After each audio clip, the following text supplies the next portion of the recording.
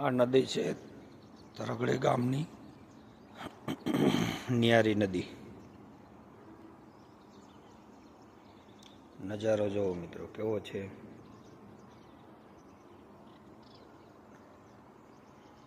ને આ સાઈડમાં તમને આવશે નિયારી ડેમ.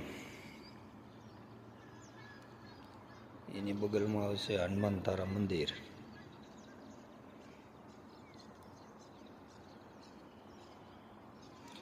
તો કોમેન્ટ કરજો મિત્રો, આ નજારો તમને કેવો લાગ્યો, કેટલો સુંદર દેખાય છે.